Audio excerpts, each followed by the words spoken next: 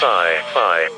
Hey everybody, welcome to Real Life Sci-Fi with Wade and Willie. I'm Wade. I'm Willie. This is a podcast about the paranormal and contemporary mythology. Join us on patreon.com/reallifesci-fi for access to 2 bonus episodes a week, video feeds, and more. RealLifeSciFi.show has all of our other projects. I think I gave up on the reaction channel, but maybe not. I don't know. Every comment we get is just like, stop doing bits. Watch the movie. Oh my gosh. Like, I don't know what a reaction channel is. I'm supposed to gasp? Is that what you want? You want me to gasp? Just make face reactions, no talking? Like, not everything is the Red Wedding. Not fucking... You tell me the part in First Wives Club where I'm supposed to gasp, and I'll fucking rewatch it and gasp. You fucking... I just want to say, Companion, the movie our friend directed and wrote and directed, Drew Hancock, comes out January 31st. If it's past January 31st, you can still go see it. Just like, juice that box office a little bit. You don't even have to see it, honestly. You can just pay for the ticket. It's probably what I'll do. Let's welcome aboard the SSRLSF, creator of the audio series NPRmaggedon. It's Peter Podgursky. What up, Pete? Can I call you Pete? You can call me Pete. Yeah, sure. Can I call you Way? Yeah. We'll just shorten it. Yeah. I'll call you Wit and Way. Wan Wee? Yeah. Wawi. That's a good name. Yeah. Thanks for having me. Man? I look forward to discussing paranormal things with you. Thanks for being here. But first of all, NPRmaggedon, amazing name. Did you start with the name? I did not start with the name. That makes the name even better. It's actually the name. There's an interesting story with it. If you imagine, like, if public radio and Mad Max kind of had a baby, so it's like a half hour of public radio in a post-apocalyptic landscape. I got the inspiration. I listened to this other podcast called Night Vale, which was a very popular podcast, and I liked it a lot. And I was like, I'd like to do something kind of like Night Vale, but it's like public radio meets Mad Max. And he goes, and it took him 2 seconds, like, oh, you mean like an NPRmaggedon? Oh my God. And I was like, yeah. And so I didn't come up with the name. It was just 2 seconds of Brian just bing. Listen, the name is, congratulate Brian on the name. Yeah, I got a character for you. Have you used this character yet? Okay. Glass Ira? How about that? Like Ira Glass, only... It would be like Ira Broken Glass or something with that. Well, I was thinking that he had a glass eye. I overworked it in my head. I did. I should have just said Glass Ira Glass, maybe. Do you have an Ira Glass guy? No, it's not such a direct parody, but it's an American. Yeah. What's his show? This American Life. This American. I can't even do it. I haven't heard This American Life in so long. He's still there, right? He's still a relevant guy. You don't have an Ira Glass impression in your back pocket, just ready. I feel like I should. Hey, everybody! Today we're talking about glass. Is that good? Does he talk like that? I think he does do that pause. Yeah. Did you know that it was sand? That's right. All glass was sand. And then they do like a whole thing about a glass maker guy. Or they do a lightning story. You know how when lightning hits sand, it turns into those beautiful crystal structures? You should pitch this to This American Life. I think I do know they do have independent producers. You could put that together, kind of put your little Ira Glass, and do a whole glass themed episode hosted by Ira Glass on glass. I'm so stupid. I just go by what his name is. And I go, ooh, okay, what about this? He'll love it. It's his name. He'll love it. Are you just pitching the April Fool's episode? Because we already have something planned for that. Yes. Goodbye. How into the world of kind of paranormal and conspiracy are you? I think I used to be back in the day a big listener of Coast to Coast with George Norrie. And so I enjoyed that show a lot. And I'll still go back and listen to some old episodes. I think they all been all cataloged and stuff. So sure, yeah. I'm it's a huge deal. I think that's probably where a lot of people first got their interest was from that late night show of this kind of thing, especially the paranormal stuff. Less so the conspiracy stuff, which I think kind of comes out of like probably JFK questions and things like that. It's sort of two different worlds. It used to be. I mean, now conspiracy stuff is everything. I mean, I guess back in the day, it was like either aliens or JFK shit. Yeah, or like Elvis was like the bridge, the gap between those two worlds. Right. Do you remember when Time Life had that Time Life series, Time Life books? They had one that was just weird stuff, like ghosts and things like yes. I love those. Those were so good. You know, that must have been the most. You know, like the Time Life series was this really classy thing where like, oh, here's a bunch of pictures from World War II or something if you're for history buffs. And then they went total schlock Weekly World News and just gave you like the goods on like all the hits of the 80s paranormal stuff. You had like the Gray Aliens, Bermuda Triangle. Yeah, like basically this show, only it was Time Life publishing a book about it. I think the conspiracy theory that I fully believe and actually angers me is everything around the food pyramid. Yes, from when I agree with you. Because I was completely susceptible. I was a believer in the food pyramid, and I took it really seriously when I was a kid. And so what I loved about the food pyramid is it said cereal was good for you, and cereal is like dog food for humans. It's not good for you. And I still tell my kid to eat just at least have some cereal. And then I go, wait, this is just fucking sugar mess with. Well, they would print the food pyramid on the cereal boxes to propagandize you that you were getting like all these essential like B vitamins and stuff. And then like that big bottom rung of the food pyramid was just General Mills propaganda, just directly into your eyeballs. I remember on the commercials, every commercial ended with part of a complete breakfast. And then they would show like orange juice and like an apple. And it's like, that's a complete breakfast if you take out the cereal. Like you don't even need the cereal. That's even your the orange right juice there. is on the orange juice is on the bubble. Eat an orange, get some fiber, not just like the sugar part of the orange. And so that fits a conspiracy in all the classical senses. It's like it's a group of like scientists that are corrupt that want to hurt you for whatever nefarious reasons, and then they successfully pulled it off. And then they talk whoever into promoting that in schools and shit. Like, I'm pretty sure we all got psyoped on the food pyramid. God, that is a conspiracy theory. Grains, it's funny that you mentioned that because Willie really hates the food pyramid and he won't let it go. So I'm glad he's been validated a little bit because I always just roll my eyes. I was like, what kind of idiot would have believed in the food pyramid? No, but you're right. It's a classic example of a good conspiracy. So you're from Idaho. Yeah. Usually, like what I notice when people talk about Idaho, it's always usually like a synonym for like where nobody lives and nowhere people live. Like you know, like, over in Idaho, it's like Twitter is like has a bunch of ads for like Cheech and Chong's edibles. And so every time you click on it, you see like Cheech and Chong edibles and they go legal in 49 states except for Idaho. Idaho sucks or whatever. And you're just like, well, okay. Like Idaho has not fallen to big Cheech and Chong edible gummies. Yeah. So they can stick a feather in their cap there. Yeah, I guess they got something going on with their legislation where they're like, no, we're not doing the weed thing. The television was invented in Idaho. There's some controversy around that by Philo T. Farnsworth was from Idaho. See, that is such a made up name, Philo T. Farnsworth. Or is that just because is it the professor on his name, Space Simpsons Farnsworth? Yeah, he's named after him. Yeah. Oh, yeah. That figures. Okay, well, let's jump into the WoW scale. Wow scale. The WoW scale is a 5-question quiz.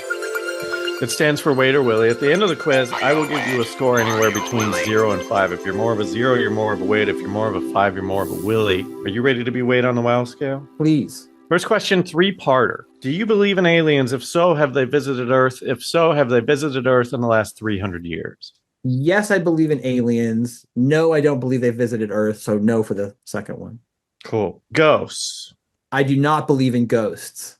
Did you go like camping in Idaho? Was that a part of like being a kid? Yeah, absolutely. Yeah. Being camping. Yeah. Okay. So it's probably a lot like Colorado. I mean, it's similar, right? I think it's very, I've been to Colorado. It's very similar. Colorado is like Idaho with less Mormons. Bigfoot. I do not believe in Bigfoot, but I do think that there could have been ancient things that were like Bigfoot potentially, like some branch of like some lost gorilla alternative branch of something. That seems if someone discovered like a Bigfoot fossil, I'd be like, yeah, okay. Sure. Yeah. Word. Illuminati. Like when you mean the Illuminati, you mean like the classic Italian Illuminati? Because that was real. Well, so we know that exists. We know that's real. And this is a biased way to ask. I guess I'm just asking if there's a group of people who run the world who are like above the governments of their various countries. Does that mean there's only one, or could there be competing ones? I think there could be competing ones. Then yeah, I believe in it then. Yeah. I think like there could be competing groups of shadowy elites. Sure. I believe that's possible. And everything's behind the scenes, and they go to dinner parties together and just be like, let's finally do World War III. I think it's time. Well, I mean that has been proven to exist in various times. So the question is, does this exist currently? But like it absolutely has existed. It has to, right? I mean, I know, right? If I had all the money in the world, I'm not gonna like try and just convince the idiot president of something. I'm gonna go talk to the real people in charge. Well, I think there's a pretty good case that like the Tony Blair Institute has a lot of fingers and a lot of pies across the world, right? So like I could imagine someone like a Tony Blair being part of some sort of club where they discuss and hopefully to influence the future. But like how much influence they have probably varies. You know, they're also going to be in competition with other groups of people that have a different way they want things to go. Plus, there must be infighting amongst themselves, right? Like they can't all be on the same page. But there's always been secret societies of powerful people. Like, I want it so bad. So the question is, how powerful are they, and how much influence do they have over your personal life? If this group was in charge of something, I don't know, let's say the food pyramid, then yeah, I do think there was a group of people, right? That like the food pyramid proves the Illuminati thesis at least halfway there. If you think it proves the influence over government regulation. Yeah, the food pyramid doesn't just coalesce out of the system. Like I think there are people with thumbs on scales and wants and the will to power to force their will on an unsuspecting populace. And the food pyramid is a very benign, easy example of this occurring in my lifetime. Yeah, it's demonstrable. I mean, we should do a documentary on the food pyramid, probably. Just like has get anybody to the bottom done that? It. Because that would actually be good. It feels like if you Googled something, you would find some bad ones. But I'll bet we could really do like the preeminent food pyramid documentary. Right, because I would imagine also they're starting to erase some Wikipedia about the food pyramid because they don't want to make you think that shit's still corrupt.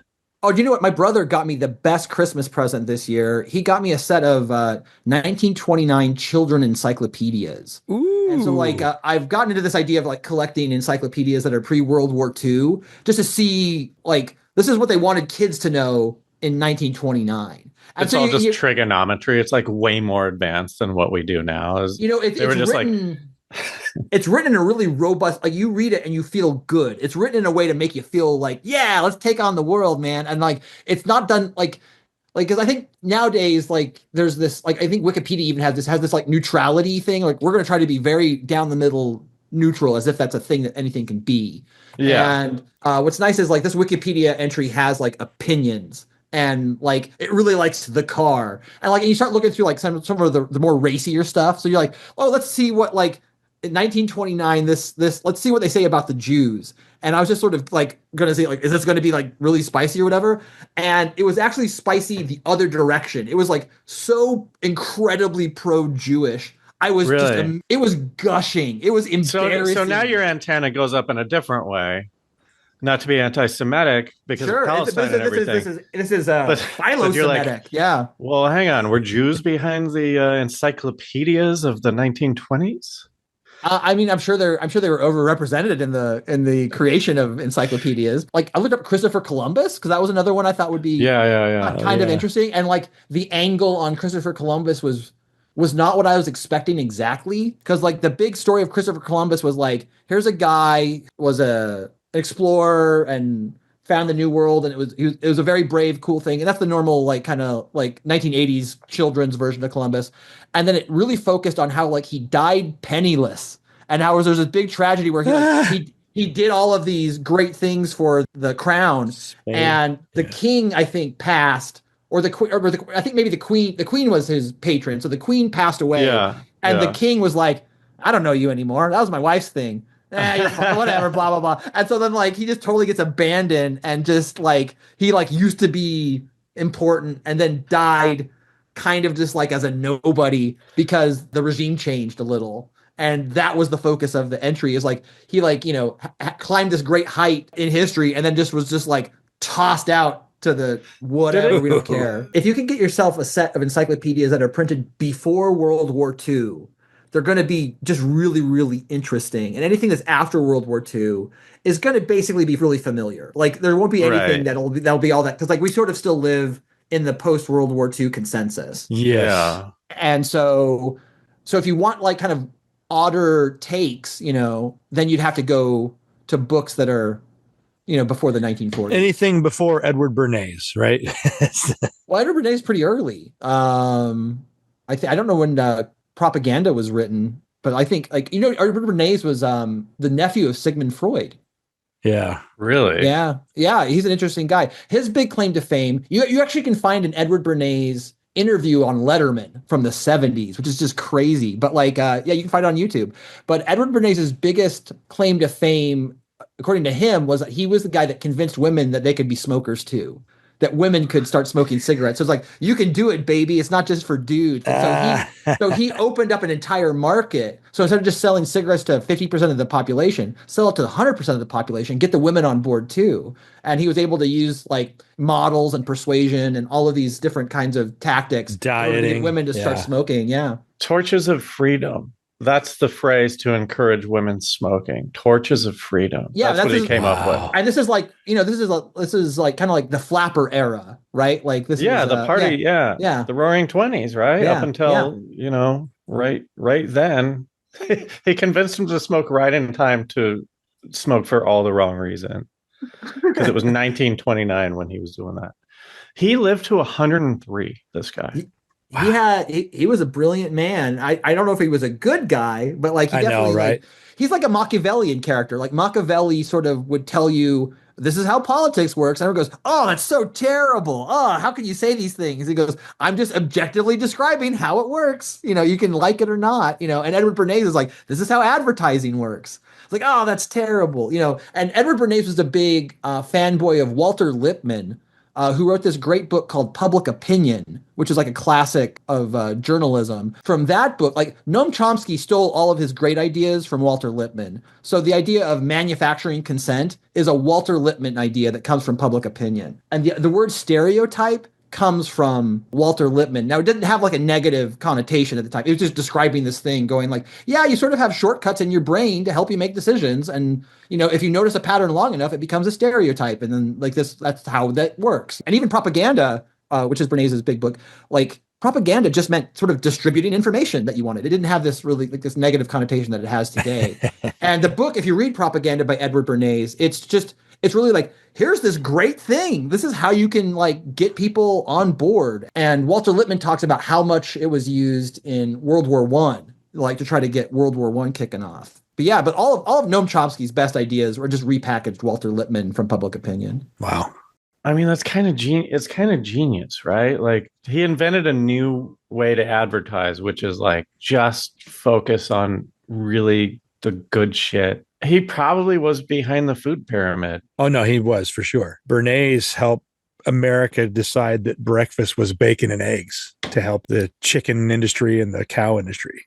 Yeah, so you should be mad at this guy because really without Bernays, there's no food pyramid. All right, we got to finish up the wow scale here. Last question, okay. The multiverse. Yeah, I guess I don't believe in like there's a version of me that exists somewhere else that's kind of like me or like that kind of thing. And then like everywhere all at once, like I don't believe in everything all at once. I don't either. It's kind of Willy. My version is the universe is electrical energy and our consciousness chooses and creates the different parallel realities. I don't know if I'm fully on board with this, but the idea is that you can vibrate into the best version of all the different realities that are put in front of you. So like based on what you're focused on. But now you're kind of pitching like a different thing, aren't you? Yeah, I don't think that's the multiverse as I understand it.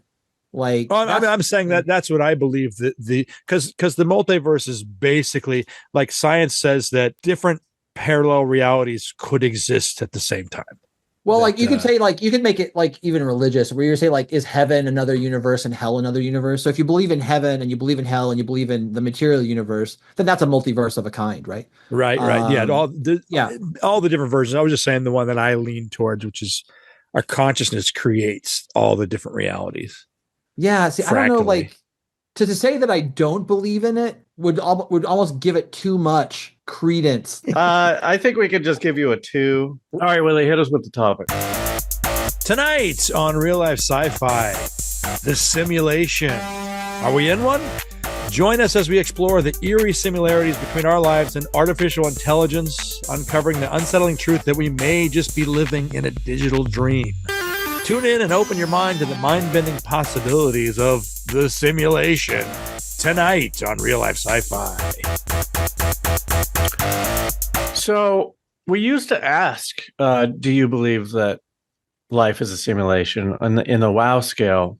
But I kind of fucked up our formula for whatever reason. So I'll ask it now. Peter, do you believe in the simulation, or is it just a theory that you're having fun exploring? I think it's a theory that I'm having fun exploring. It seems to be like the atheist way to get a heaven and hell or something. I think they asked Dawkins about it and he goes, oh, well, that one's kind of interesting. And you're just like, oh, okay. So like, you just kind of don't like old books then. You're still kind of okay with, like, it's unfalsifiable in a similar way to like heaven or hell, just because something's unfalsifiable doesn't mean it's not true or not. It just means you just can't falsify it. I think simulation theory should be taken seriously and is good to have discussions about it. I am open-minded to simulation theory. With technology and AI, the crazy things that we're finding now. There's this guy, James Gates. He's a theoretical physicist at the University of Maryland. The smaller and smaller you look, he's found basically computer error correcting codes. I'm quoting him now. So why were they in the equations I was studying about quarks and electrons and supersymmetry? This brought me to the stark realization that I could no longer say people like Max are crazy. I forget which Max he's referring to, but one of the things. What is he saying though in that quote? He's saying that he's finding proof of computer code, error correcting codes in electrons and stuff. He's basically like, this is the exact same thing. Isn't that just RNA or whatever? Isn't that just I'm trying to understand what he means when he says that he's found self-correcting computer code. Like, because I didn't know that there was a self-correcting computer code either. I didn't know that you could write some code and then it would do better. Is that just AI? I don't know specifically the computer version of.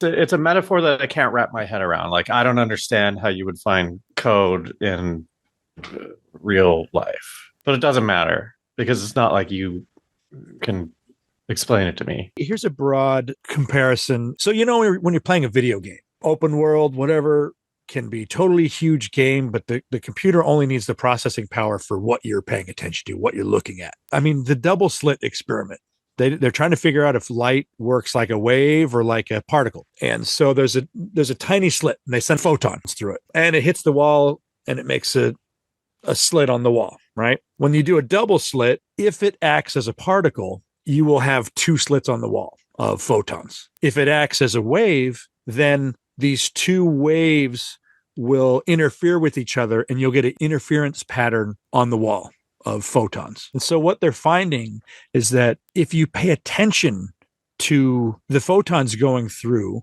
they actually change how they act. If you pay attention to it, it acts like a particle. If you don't, it acts like a wave. And so they tried to basically trick the universe, trick the experiment. They let the photons go through the slit and then pay attention to it. And it changes because you paid attention to it. So it changes it. It's exactly like the computer rendering what you're paying attention to. I mean, this is not the computer correcting codes. This is the universe changes because we pay attention to it. And there's a lot of different things, that we've talked about water in the past, Dr. Emoto, or like, I don't know. It's just this weird thing of like, we can prove that photons change based on us paying attention to it. And I'm going like, I know, but the last thing that sort of like leads me to believe is that it's a simulation, because there's people paying attention to shit all over the earth at all times. So they're saving processing power on like just this one little tiny thing. They're like, well, they'll never pay attention to this. So like, we can just make these photons do the easiest thing for the computer. And I'm being very literal. Well, it could be like, well, I was just going to say, wouldn't the more kind of like the easier example would be that like by looking at it, you're giving it some sort of energy that's changing it, rather than like, oh, I'm being looked at, now I need to change. I mean, that's all I'm saying. What were you going to say, Pete? I think that's right. Like what you're saying is like, it's not that it's changed because you're looking at it. I don't think that's what the theory says. It's the fact that you're looking at it makes it have to exist in a certain way that it wouldn't have to exist otherwise. So it didn't change from one thing to another. It exists in a new way. So like if you're playing Doom, it doesn't render all the walls of Doom. It just renders the ones that you're looking at. And if you're not looking at them, then it doesn't matter. And so I think that's what that means. So it's not like what you're describing is a little bit like the observer effect. Like if you observe something, then like the fact that you observe it is changing the physics around a thing, and that's a little different. Well, how's it different? Because that sounds the same to me. It's different because if you're observing something and it changes, that means the act of observing changed a thing that already existed into another thing. This simulation series is the act of observing creates the thing that you're observing in the moment that you observe it. So it's not like it changed from one state to another. It just exists now. Okay. Which is subtly different, similar, but subtly different. Yeah. Right. I personally believe that the universe is like a simulation in that it's all electrical energy.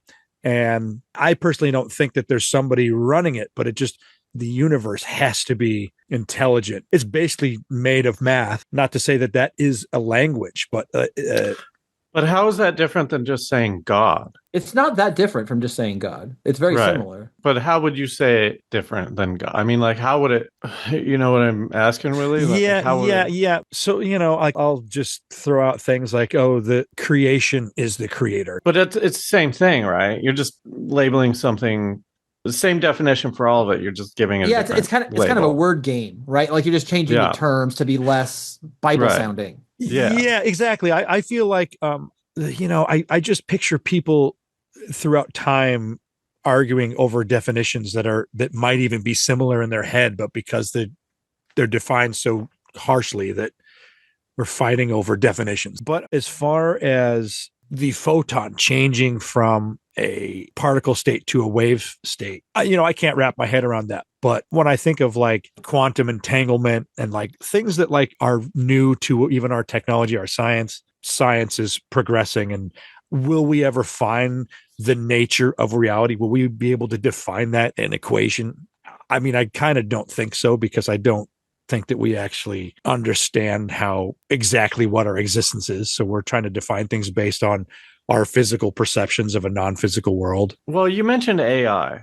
How is that involved? For anybody who believes that we could be in a simulation, you also have to believe that we could create a simulation within the simulation. So where does that end? Like if we are in one, then you can't think we're the first simulation. But is AI doing anything that would lead us to believe that the universe is a simulation? I mean, like, here's an angle. Like, you can sit and have a conversation with AI right now, right? I could go up on ChatGPT and just talk about something, and it would be able to respond to me.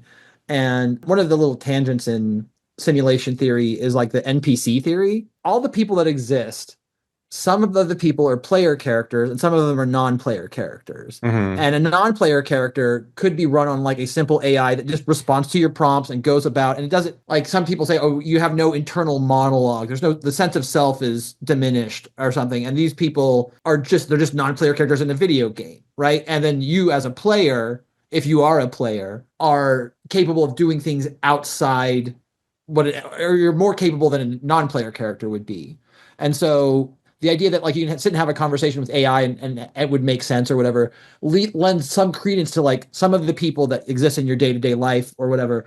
A few of them, or maybe most of them, or maybe all of them, if you're the only real person that exists in the world, just consist of all of these non-player characters that are just running off of an AI like language model like thing. That one's a tough sell for me because it's kind of like anti-empathy in a weird way. It's like it means some people are better than others, right? And like people there's a certain sort of mindset where you don't want to say that anybody is better than anybody else, and then you'll find this idea really distasteful. And then there's just another sort of personality type that says, yeah, some people are better than other people. NPC theory also just slots right in, right? So it's not necessary. You could be highly empathetic and still think some people are better than other people, right? There's all these other positions, or think that everybody's exactly the same and have no real empathy towards that either. So there's sort of 4 positions. Like only one of them would be sort of anti-empathy. I feel like it's a very weaponized way to treat people like idiots, right? Like if you're like, this person's stupid, so they're an NPC, so they don't matter, so I can treat them like shit. Sure, but the part where you have to jump to, so I can treat them like shit, though, is a jump. Like you could totally say, oh, there are NPCs and blah blah blah, and I'm glad I'm not one, and I'll treat these people nice. I mean, like you don't necessarily have to make the jump. There's a certain type of person that will say, like, if some people are smarter than other people, that means we just have to kill all the stupid people. And it's like there's a big jump to thinking some people are smarter than other people, and we have to kill all the dumb people. There's also a big jump between treating someone like shit and killing them. I just mean, don't you think that Elon probably believes in NPC shit, and that we all fall under the umbrella of his NPC theory, and like what happens to us doesn't matter because he's I think the it's only possible. one. Yeah, I think it's totally possible. Yeah, but he's also autistic. I don't think he has a lot of empathy because of just his autism. The empathy thing aside, it just feels like a sort of like, well, that homeless guy is probably an NPC, so I don't have to care. But really, I just wanted to ask, like, these NPCs, could I be one? When I come home and I just watch TV, is that what an NPC does? Because it's not like I disappear. It's not like anyone you can follow. I know, right? That's a weird thing. I've followed NPCs around, but I'm also going like, well, if I'm playing, how come I'm not creating? You're bad at it. Things. You're bad at the game. You're bad at the game. Like, get better at it. I just think like you could have anybody followed by a detective, right? And there's never going to be a chance where someone just like disappears or this guy's unable to follow them. And so I'm wondering, like, can that be a part of the NPC thing? And they're just programmed so well, or is it because someone's looking at them? And we go back to this wave versus photon thing. Like, would they actually disappear if nobody was looking at them? So does that mean it's all about programming, right? So they've created AI worms, right? So they set the rules for the worms, and they wait. Do you mean a worm in a computer, or do you mean like how do you mean an AI worm? Am I picturing like an actual earthworm that exists in physical space? No. It is a digital worm, and they create the parameters that it's all digital, and they allow these systems to grow on their own. Science is saying that entropy, the fact that everything decays or whatever, like entropy should grow or stay the same. And it seems like it's doing the opposite. Like everything is just getting more complex in the universe, right?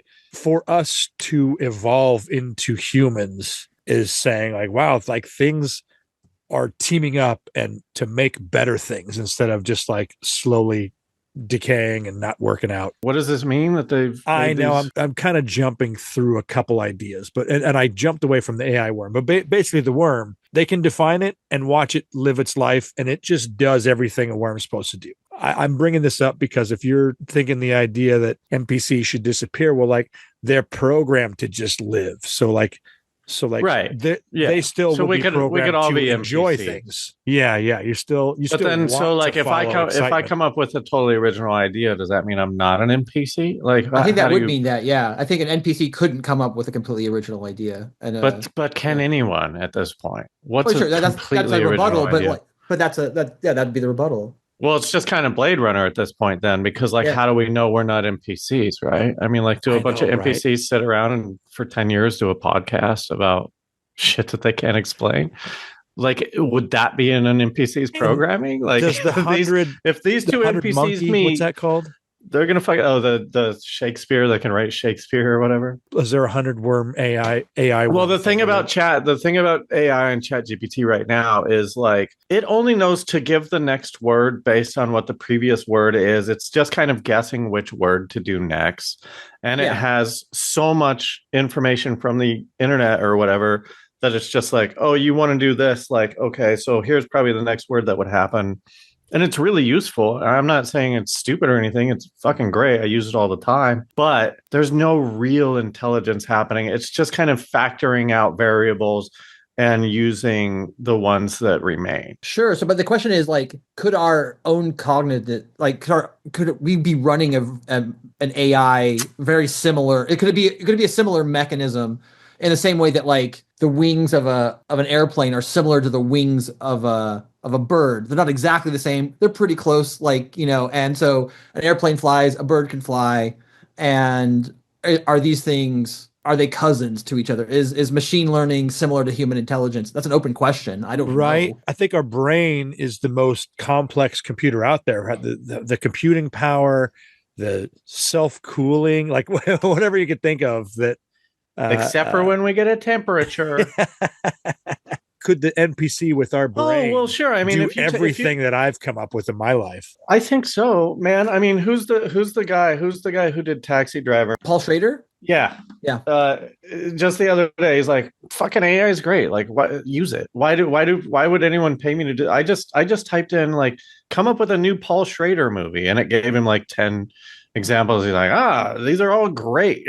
He's also like an old man and shit. But yeah, I saw that post. But like, we're pattern seeking beings, right? And so like when and we replicate patterns, is it patterns all the way down? That's the question? That's the point, man. Patterns? It's like, we could very much be just a part of this AI thinking that we're like doing shit that's never been done, but really everything that we do is based on something else, right? And then you add suffering for everyone to distract us from like, yeah, that's the kind of sadistic part. Like, why you introduce suffering so that they can break out of the box that you've set up for them? Like, that's the part that kind of it's so advanced that when faced with adversity, the code goes around it or whatever. That's why I have a hard time with it, because it's like, how can anything be?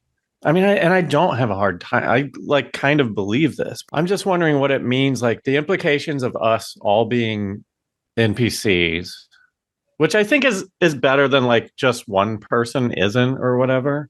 Sure. Because that messes with my head way more. That just like we're all just here for like one person. Like, who would that be? Then all the NPCs should team up and try to get rid of this one. Well, who is it? Who is it? I mean, that's the movie. We got to figure out who this guy is, or girl, or they. This is similar to an older idea, right? Like there used to be this idea like, why is the king the king? The king's the king because God said he should be the king, right? Like, and so like, in a way, God says this is the more player character than everybody. You're the subject of the king, or whatever. Like, you all have souls, so like none of you are NPCs. You're all the same stuff. But I touched like these families or this guy or whatever. It's like a variation of these really. It's like sort of this like old rope that's sold as new rope. It's like these ideas are very old.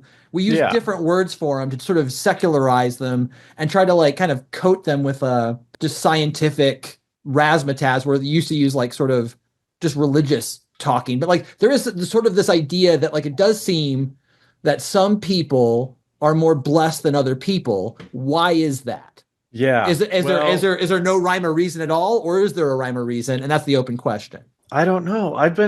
Here's my current answer to that is entirely just subjective. And it's that the people who just have really good attitudes are like really good at like being good at life. Like all of my friends who are like really successful, sort of inexplicably successful, like the lucky people that you talk about. Like, what the fuck? Like, how did they get to where they are? Yeah, they're not failing up. They're like happying up. Yeah, but they're just like around the person who like gives them the thing I've just been attributing it to positivity and like brain waves and shit like that. Because my idea of the simulation is that, well, it's matrix rules, right? It's the one. Like if we are all plugged into this thing, and not literally, but like that means that we can alter the code accordingly, which means if you just open up your mind to that and be positive, then like more positive things will happen to you. Because it's true that like grumpy, negative people, more bad shit happens to them. And then these like, fucking, I mean, I Agata is who, this is just for Willie, but like this girl who we went to college with, it just seemed like she just kept falling into the right places. She was like a stand-in on Bones, Uh-huh. and Bones went for like 10 years, and like all you do is get there and you like stand in front of the lighting, and it's like what a dream, and you can like live your life for like 10 years. To pursue any of that. She accidentally fell into a great job and she's beautiful and everything, so that probably helps. Yeah, it helps. So that's the other thing. So if it's a simulation, then why do people look different, and how does that everything I start to say just gives me more questions, and there's no answer to them, and I don't really know how to talk about this without like spiraling. Well, I think the traditional answer would be like God works in mysterious ways. Like this is so complicated that you can't wrap your brain around it. But it does. But God is very complicated, and He's wrapped His brain around it. And you're on the chessboard of reality, and you don't know what the plan is, but you're a participant in it, and you're going to do your best, right? Like to not piss off God or whatever. Yeah. My version of everything you're saying, because I don't think it's just like positivity. I think that everybody wants your attention, right? Sure. And so like you have to be careful what you pay attention to, because most things trigger addiction. Most things trigger you wanting to do it over and over and over. And I don't mean to get so dark, but I'm just saying that like maybe a lot of people are negative about the world is because all of these things that are gaining our attention, not to say that they're negative, but they're not positive. Here's my side parallel. Everything that I love in my life nostalgically ripped me off. So like what? Give me an example. Give me like something concrete. Soundwave here, when I see him, I get fucking happy. I think about all the enjoyment I had playing, watching, pretending to be, all these things. And I'm like, these things are also taking me away from experiencing my family and people to the fullest. So it's like, I know I'm not trying to get preachy, I'm not trying to shit on capitalism. I'm just and a lot of it could just be kind of an accident. But I'm just like, there's some people that are like, I'm not saying they didn't do any of these things, but they still can connect to people better and only have like positive thoughts and not just positive. What do you mean? Because they didn't play with toys? No. It's just the attention. It's like our brains. As a kid, you're being programmed by things that actually aren't trying to program you. They're just trying to get your attention. So then all of a sudden, your attention is given to a lifetime of look at me instead of looking at yourself. I don't know. I don't understand why Soundwave, who gave you great nostalgia feelings when you look at him, you're like, that's really fun. I don't know why you would then be like, I should have talked to my mom more. Well, have you ever heard of Soundwave could be a beer bottle? And what I mean by that is in Australia, they manufactured these beer bottles, and people would just throw beer bottles away in the outback and whatever. They drink the beer, throw them away. And they would discover that whenever they found these beer bottles on the ground, there were all of these beetles that were just covering these beer bottles. And they found out these beetles were having sex with the beer bottle. And just because for them, it had triggered something inside of them.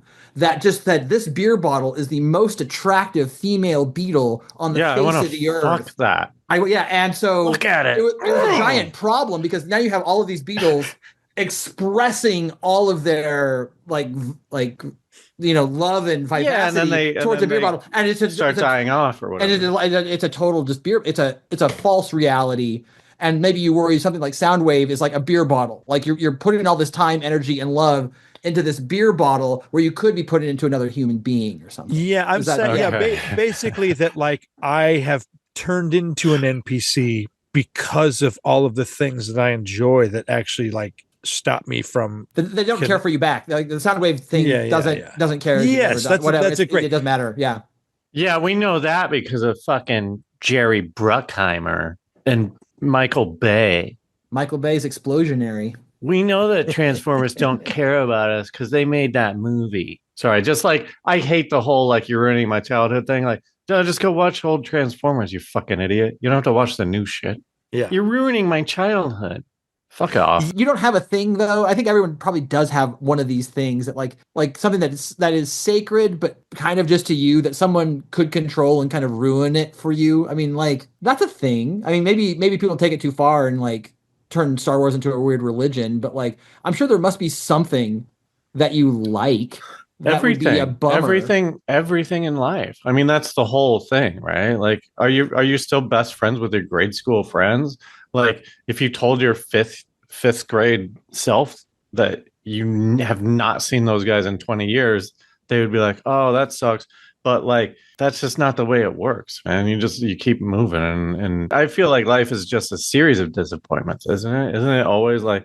It's never been as good as like playing with Transformers on the floor. Yeah, I suppose. I mean, like, I guess it does have to do with your mindset, right? Like, because you were discussing earlier about like how some people seem to have put out a positivity and then they have like, I do think that your mindset and I guess the other thing you were talking about, I guess it's just a kind of a version of serendipity. How come like these little serendipitous things happen to these positive people? It could just be the story that they tell others and tell themselves. And it's just like, their glass is half full, your glass is half empty, but it's really just your emotional connection to the glass. Not really like the glass is just where the level is at the glass, right? Like that's just how it goes. For sure. I mean, that's the whole thing. Like, don't compare yourself to others, right? Like that's what you need to learn, I think, first when you leave college and go into the job market. Just like, don't fucking compare yourself to like the success of your friends because there's no good that can come of that.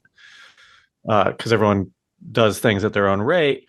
But when there's a guy like Elon Musk who has more money than all of Europe or whatever the fuck, like, how is that not lucky? Like, does that sure? If someone say it's not lucky, I mean, I think it is lucky. No, I mean, do you think that like these people who we seemingly feel like have it easy, even though we're not like looking into their whole lives, and I'm sure they have their problems too, and I'm sure Elon does too because he's like fucking a wreck, but. Well, maybe I just answer. I don't know. I just like when it comes to the simulation and looking at people and comparing NPC or not NPC, at what level do you stop being sympathetic to the idea that Elon, like that someone, I don't want to keep saying Elon because this isn't political or anything.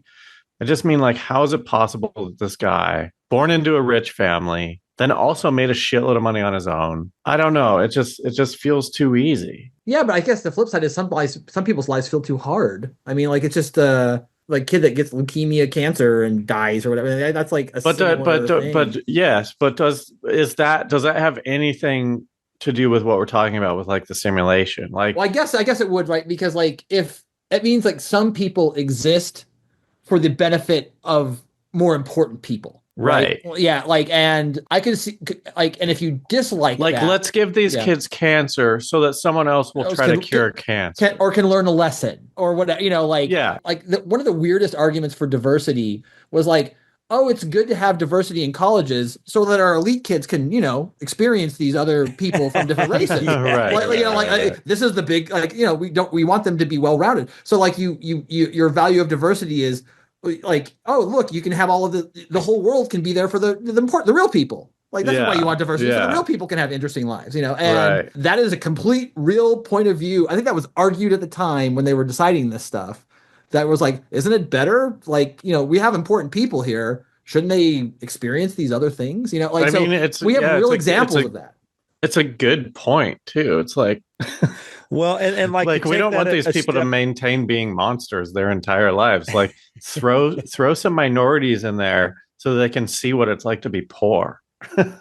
Yeah, but it's not for the benefit of the poors so much as the benefits for the elites, right? Well, it's still probably maybe good. Yeah, but maybe it is for the benefit of the poor in a roundabout eventually, way. like a roundabout way, sure, but that's not the nugget of the idea. Like but that's where I went with it, which is sure. if that's a very half. Your glass is half full. Your glass is half full. I'm just trying to figure out. I'm just trying to figure out how we can all work together and like. If NPCs are real, then I'm kind of like, oh, fuck it, man. Like, well, all then right. the question is, if you're an NPC, how do you turn into a player? And so, you don't. You don't. Yeah. If NPCs are a thing, then you really don't. There's no way. Unless you're Neo and you're in a sci-fi movie, you can't because you've been programmed to do this. So, like, no amount of thought in your brain can ever break you out of it. If we are players, what do we gain from playing? It only works if we can step outside of it and have the experiences on the outside. Why do you play Super Mario Brothers? You know, it could be something as simple as that, right? And it's entertaining. And also, I mean, this is like you just asked, what's the point of life, basically, right? I mean, like, or what's the point of playing Super Mario Brothers? I mean, that's either one of those questions, right? It's either like our existence really, really matters and it's cosmically important, or this could be frivolous entertainment for some other outside consciousness that we only sort of generally kind of terrestrially interact with. It can be a teaching tool. It can be like hand-eye coordination. Like, now I've learned that. Now I can, like, maybe I'm interested in like drone piloting or something. Like, so when it comes to the simulation, if I'm an NPC and I'm like reacting to some shit in a way, then they're like, well, yeah, let's fold that in there and like see, I don't know, maybe on the next Wade, he'll do something else or whatever. Like, isn't the whole thing, my whole thing is, if it's a simulation, and I don't believe this, but what I've heard is like one of the theories could be like, oh, they have a problem out there above the simulation, and they're running this simulation to figure out like how they can solve their problem. So it could be like racism, it could be like, you know, just territorial shit. It could be religious, like just most of confrontations. It could be like medical. It could be like, well, maybe if this like little box cures, you know, cancer, then we can like study that and see, you know, we'll just do the same things they did. So if it's a simulation, I feel like, I don't know, it's almost encouraging in that, like, if you just do what you do, like you're contributing to it. You're helping. Yeah. So like we're like just some advanced model to try to solve some bigger problem for people that are more real than we are. Right. And instead of NPC, you could just say that we're like the variables, you know, and like maybe they do have the hero fucking people that they've put in here. Like, this guy's really smart. We really want him to cure cancer, but he has to grow up and he has to, like, I know. And your job might be to get cancer. Yeah, your job might be to get cancer just so that this guy can like maybe solve cancer. I don't know. It's interesting to think about that. Just to take it to the sci-fi, this is the first question I asked. I'm gonna bring it back to there.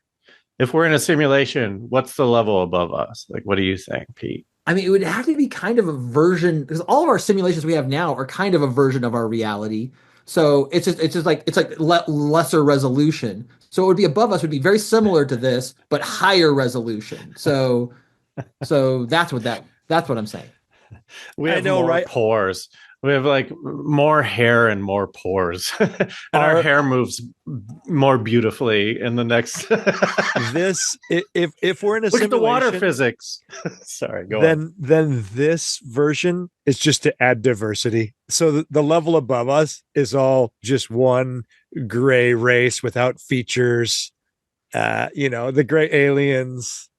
Do you think? Do you think it's just ugly duckling up there? And they're like, how do we deal with this duck that doesn't look like the rest of the ducks? All right, I don't know. Start a simulation, throw 1 million races in there, and let's see how they do it. So they're like constantly going like, we should maybe kill him. No, I guess maybe we shouldn't. Oh, now they're learning that we shouldn't, but we might. This ugly one turned out to be pretty nice. Oh, I hope it's not literal ugly duckling. It's like you said, man. It's like it's all just another word for religion and like. Yeah. So, but what's interesting about like you say that as that's a negative thing, but like religion has utility.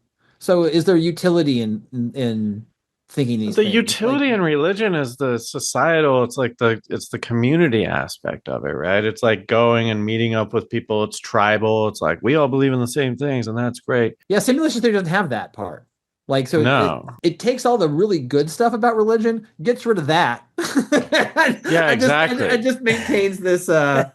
this like, you might be worthless nothing. You might be whatever. I feel like it Yeah. breeds narcissism in a weird way because it is like the Matrix, and you're like, oh, I can be Neo. Like there was that guy who loved Matrix and like killed his parents, right? I don't know if he believed in simulation theory, but Yeah, I mean, it's like because at least with there's no humbling aspect. Like any religion that kind of like survived for a long time sort of had this pro-social aspect to it. The simulation theory doesn't seem very pro-social. Well, and I'm wondering, okay, so but maybe simulation theory is only for people who aren't religious, going like, I don't know what I believe. And then maybe part of humanity is having to humble yourself enough to believe that there's a higher power. And we've stumbled onto simulation because we made computers and we're like, oh, maybe we're in a computer. Gosh, dude, that's pretty interesting. That the point is to find whatever higher power works for you, but it's something. Yeah, and it's all meaningless in the end, but like maybe that's a part of it. You know, like eating, procreating.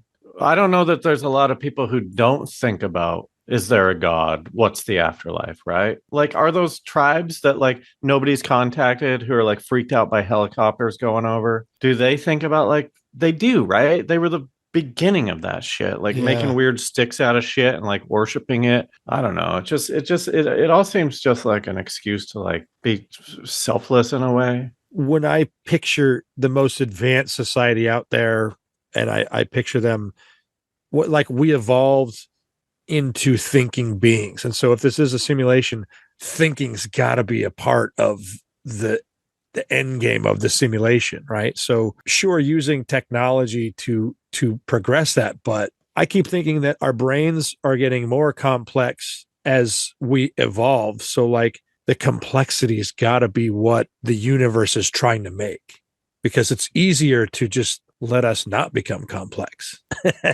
Not that the universe is trying to be the easiest existence, but I would just say this: if it's a simulation and like we have this whole thing, energy can't be destroyed, right? It can only be transferred or whatever, as far as we know, right? I would say the simulation started with like a planet.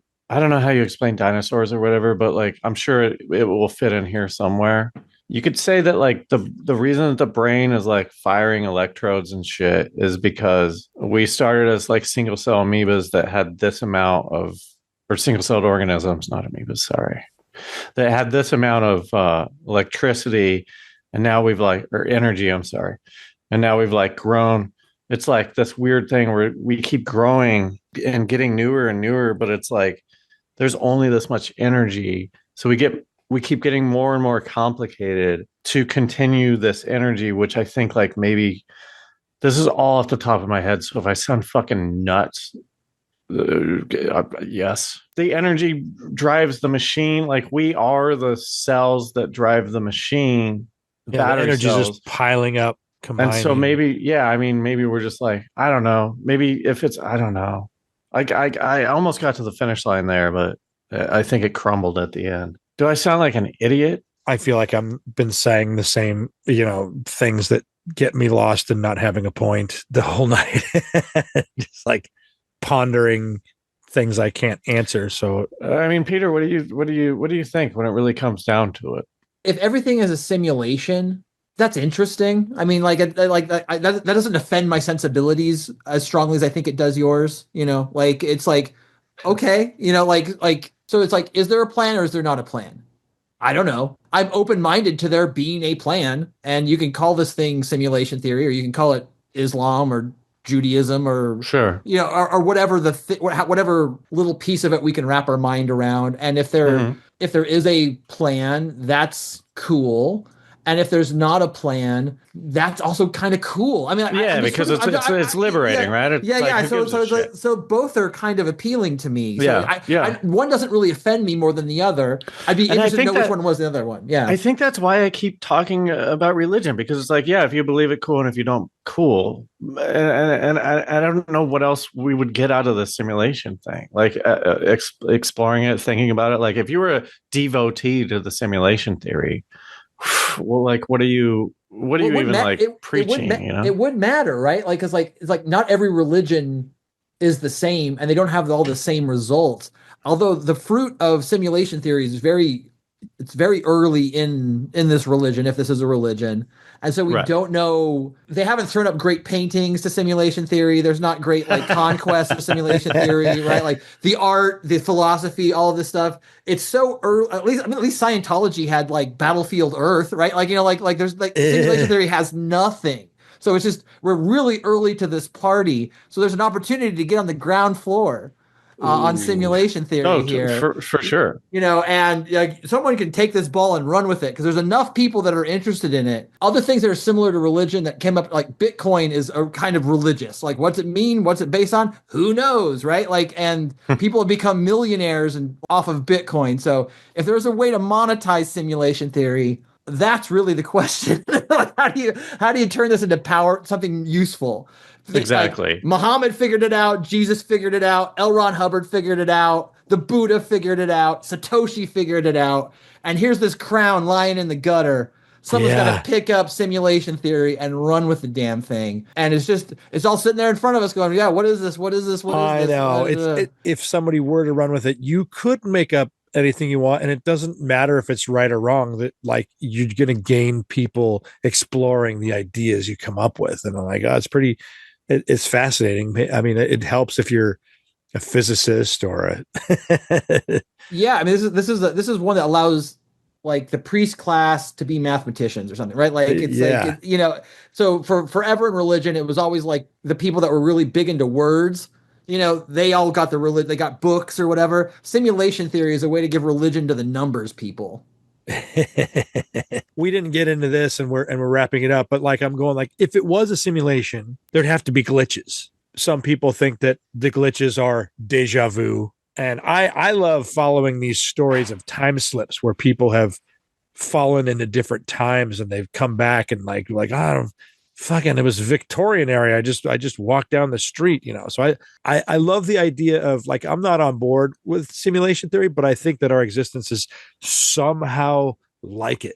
But when I hear of time slips, I'm like, oh shit, man, like that was a glitch and they jumped into some other timeline and came back with we should have talked about glitches, man. We should have talked about glitches like 20 minutes ago. It seems harmless enough to believe in it. I think maybe Peter, what you were saying about like, how do you capitalize on it? Like, I feel like we will find out very quickly that we are NPCs because there will be a non-NPC who can capitalize on this new religion called simulation. And in 10 years or 10 years from when it starts or whatever, we'll be bombarded by this shit. And we'll just be well, we could have done that, but we're in. That don't mean it's true. So whether simulation theory is true or not is sort of irrelevant to whether or not you can capitalize on it. I just mean like I consider myself a beta cuck because I never follow through on any of my ideas, and I feel like NPC is just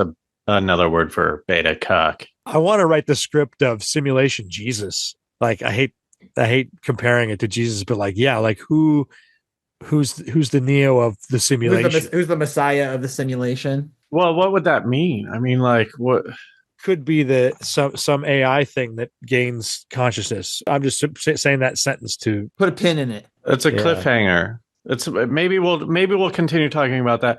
So Peter, the podcast is called NPRmaggedon. Amazing title. Check it out. Like we have a pretty cool cast. We have some of the last performances of some of my favorite people.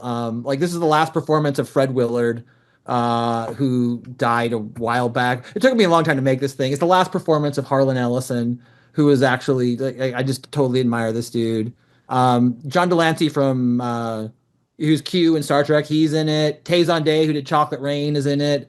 The gal who did the voice for Rita Repulsa in the Power Rangers, Barbara Goodson's in it. I've got a really eclectic, good cast. There's like over 80 people in it. It sounds like the radio. It is worth your time, and I hope if you're curious, you'll give it a listen. Yeah, check it out. I mean, God, that's awesome. What, Willie? LeJean Stewart's in it too. Yeah, LeJean Stewart's in it as well. Yeah. Yeah, it's great. Well, thanks everyone for listening, and Really bad No, movies. no, we're not doing shit. Oh, okay. He's going to throw that in there. I'm not going to throw anything in there. I'm just going to say thank you very much for listening. Go to patreon.com/reallifesci-fi. We're going to continue the conversation over there with our new friend, Peter Podgursky. Very good. NPRmaggedon. Find it wherever. It sounds like a hoot. I kind of want to know how you got the fucking bad guy from Power Rangers. That's like a weird, insane pull. So maybe we'll find some behind the scenes shit.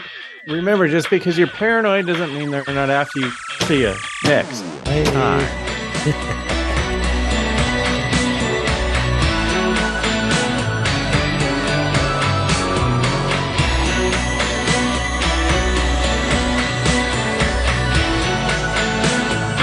Real Life Sci-Fi.